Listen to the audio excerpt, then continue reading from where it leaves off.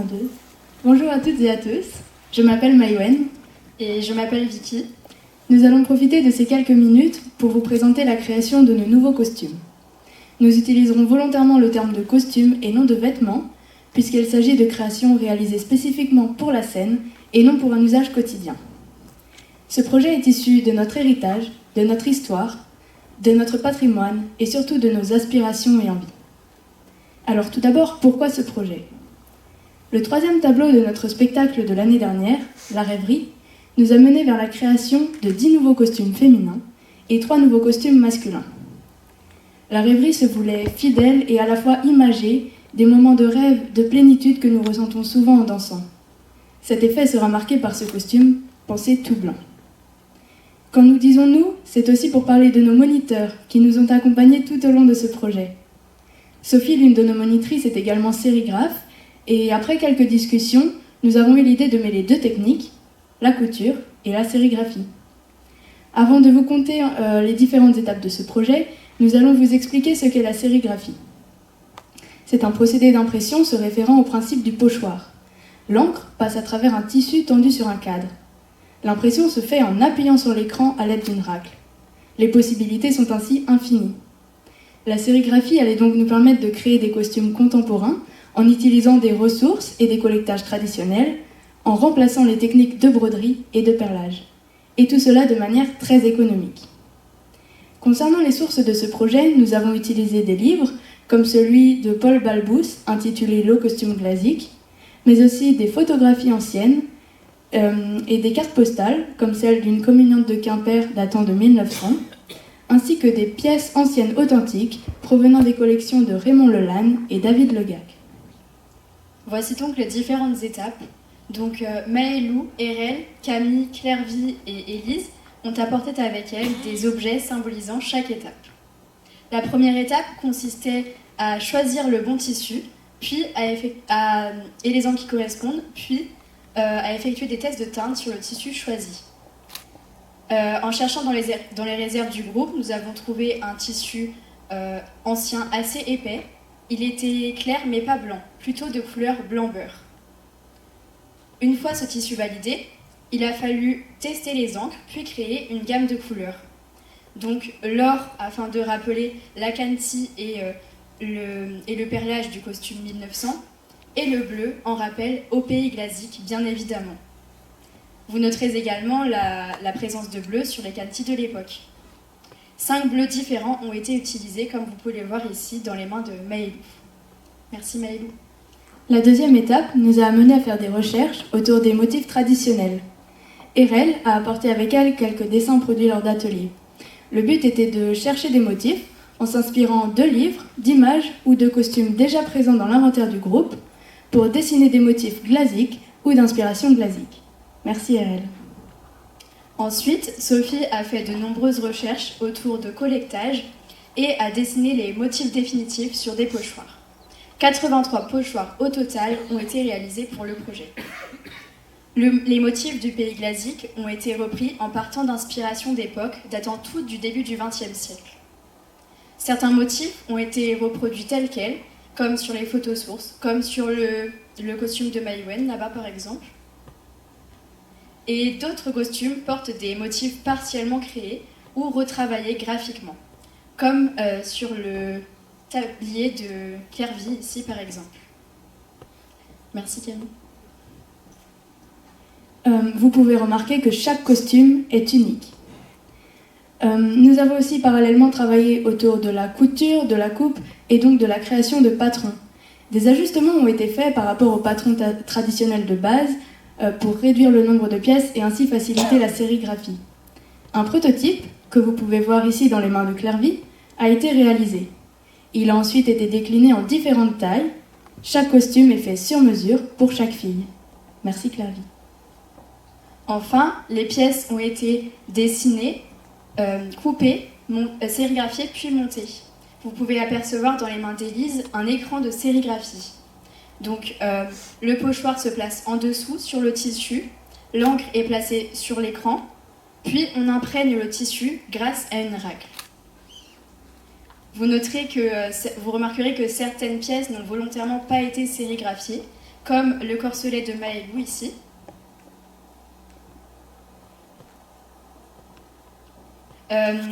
Concernant les jupes et tabliers, ces 2 pièces portent la spécificité d'être froncées, comme les vêtements traditionnels. Les fronces sont réalisées selon la technique du pli-canon ou tuyau d'orgue. Concernant le détail de la composition du costume, la création féminine est composée de tous les éléments du vêtement traditionnel féminin classique de 1900. Et Emma va m'aider à vous le présenter.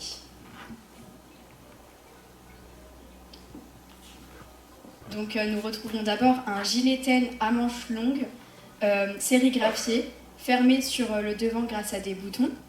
Par-dessus, un corselet, dit manchou, épinglé sur l'avant en coupe en V, comme on peut le voir dans le dos d'Emma. Nous portons également des sous-jupes en coton blanc beurre, qui parfait la silhouette en V très marquée dans notre terroir. Par-dessus, une jupe sérigraphiée posée sur un boudin dit bourrelette ou bilostique, qui lui permet un meilleur maintien. Et enfin, un tablier sérigraphié. Merci Emma. Les filles portent également des dessous en coton blanc, donc culotte ancienne et jupon comme vous le montre May. Et nous avons fait le choix de ne pas porter de coiffe, mais nos chignons dits en 8 caractéristiques du pays glasique sont des marqueurs identitaires forts. En effet, il s'agissait surtout de rendre hommage à notre héritage textile, tout en adaptant le costume à nos envies et nos besoins. Nous vous remercions pour votre écoute et serions ravis de répondre à vos questions si vous en avez.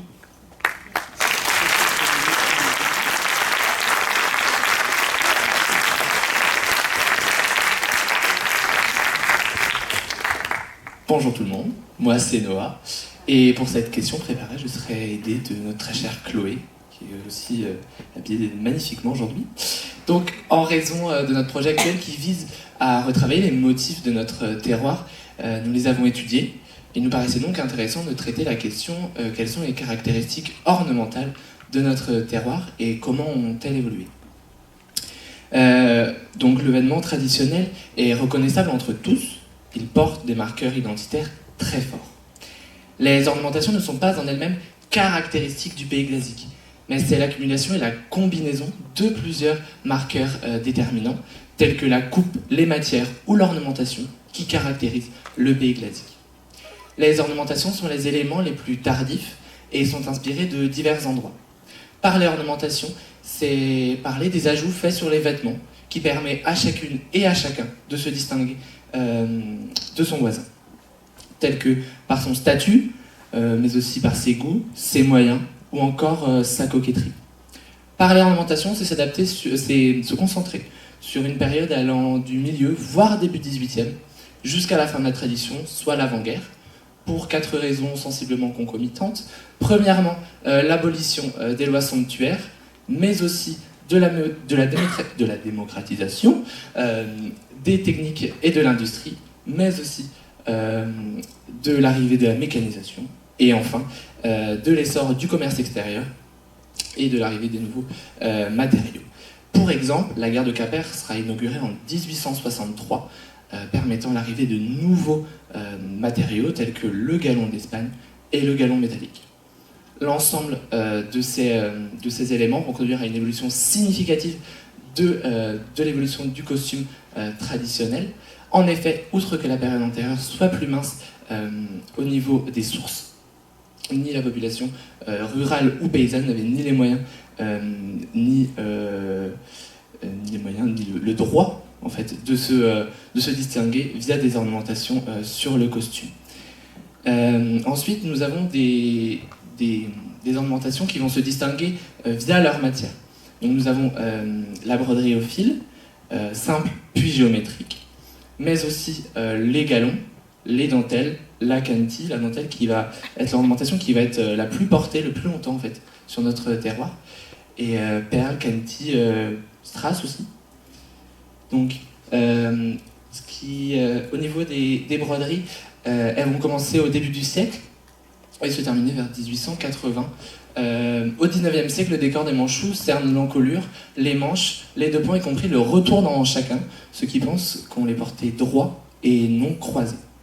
Ces broderies qu'on peut visiblement apparaître ici entre le ruban violet et le velours sur Chloé, mais aussi des galons.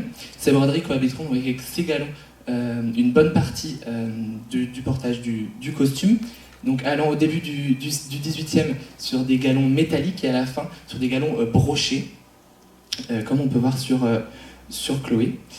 La dentelle, donc outre les velours, la dentelle sera largement portée sur le costume féminin, allant de 1860 jusqu'à la fin de la tradition, principalement sur les tabliers. Les 30 dernières années du port du costume seront marquées par l'essor du velours. Celui-ci sera mis sur les bas des jupes, sur les manches, mais aussi sur l'encolure. La proportion de velours sur le costume sera proportionnelle à l'aisance financière de la personne qui la porte. Le velours verra aussi une nouvelle technique, le velours piqué. Cette technique est en fait un chevauchement de fils qui sont tirés et qui vont permettre de donner donc, au velours une rigidité et à ce que le velours soit en forme de courbe. Il sera placé sur les encolures et dans le dos décorcelé.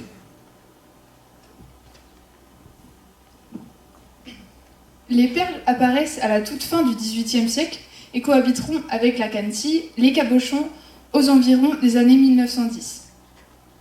À titre d'exemple, la cantille permettra de réaliser des motifs floraux au début du XXe siècle, mais disparaîtra à partir des années 1930 au profit de broderies au fil de soie, avec des perles soufflées, des perles tubes de différentes couleurs.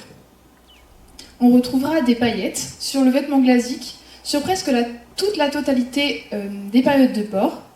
Celles-ci évolueront s'agissant des motifs qu'elles forment, mais aussi et surtout de leur couleur. Les dernières années de port seront marquées par l'usage des strass. La même technique ornementale évoluera ainsi au fil des modes parisiennes, mais surtout à l'évolution des techniques et avec l'essor du commerce. Outre les matériaux, les ornementations de notre vêtement se caractérisent par une évolution de motifs. Au début de la tradition, les motifs sont linéaires et répétitifs. Plus sobres, ils s'agrandiront au fil des années. De linéaires, les motifs deviennent géométriques. Des ronds et des losanges se répandent ainsi sur les vêtements. La fin du XVIIIe siècle sera marquée par l'apparition de fleurs et de bouquets. D'abord petits, ils deviendront grands et asymétriques au début du XIXe siècle. Vers 1920, on verra même se développer sur les vêtements féminins de très grandes fleurs, voire des motifs de feuilles et végétaux. Quant aux formes, il ne faut pas croire que les élégants de Cornouailles n'ignoraient rien des évolutions de la mode, ajoute Anne-Marie Goales. Ainsi, vers 1930, on voit les costumes s'inspirer du style art déco. Tous ces éléments nous montrent que notre patrimoine ornemental était riche et a évolué au fil des années par différents facteurs. Merci.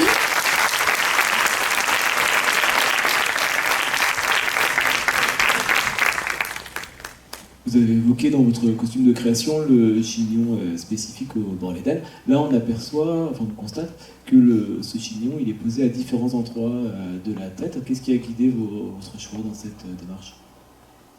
On a choisi de positionner les chignons à différentes hauteurs pour varier les visuels.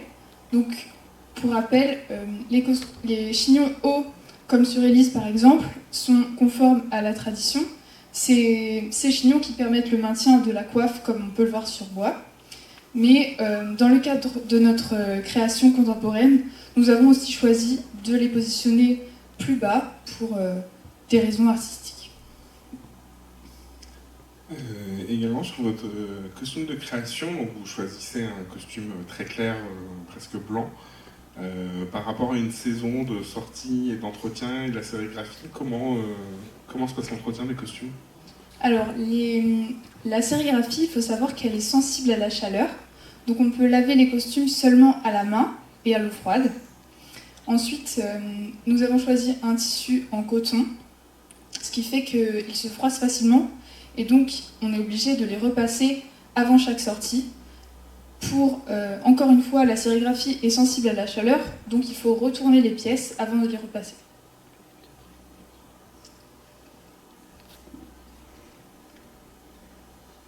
Et vous avez gardé aussi de l'ornementation, entre guillemets, sur les costumes contemporains avec des bijoux? Oui? Non? Oui. Je sais pas. Oui, on porte des sautoirs et des chaînes de baptême. Vous avez une silhouette qui est très blanche, très naturelle. Et je vois que vous portez des collants chers. Qu'est-ce qui fait que vous avez choisi des collants chers et pas des collants blancs, par exemple?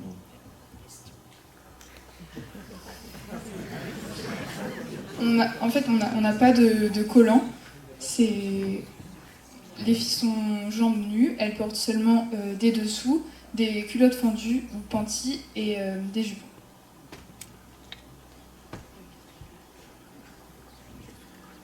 Vous avez dit que vous aviez simplifié les pièces du costume pour faciliter la confection et la sérigraphie. Est-ce que vous pouvez nous préciser un peu quelle pièce a été retirée, j'imagine, plutôt sur la partie manchou? Alors en effet, dans le dos du corselet, on a choisi, comme vous pouvez le voir ici, de ne mettre qu'une seule pièce. À l'origine, sur les corselets sont composés de 5 pièces, donc 2 pièces arrondies sur le haut et une pièce centrale assez fine qui s'appelle la baguette. Et pour des soucis de sérigraphie, pour éviter les raccords un peu compliqués à la couture, on a choisi d'en faire qu'une seule pièce.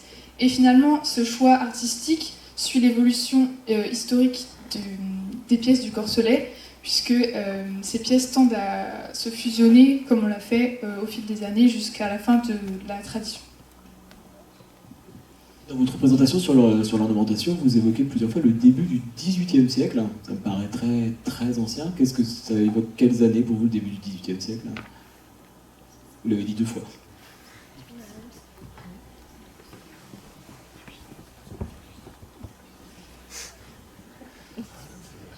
Je crois que c'est une confusion. On voulait parler des débuts des années 1800.